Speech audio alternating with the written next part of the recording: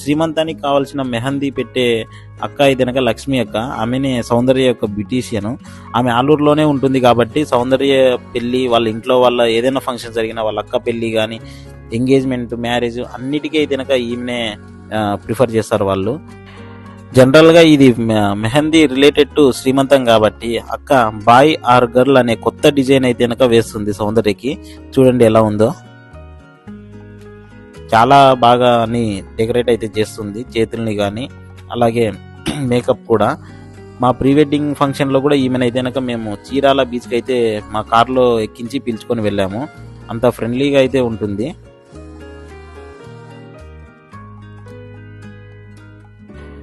ఫైనల్గా శ్రీమంతం యొక్క మెహందీ అయిపోయిన తర్వాత కనుక డిజైన్ అయితే ఇలా ఉందండి.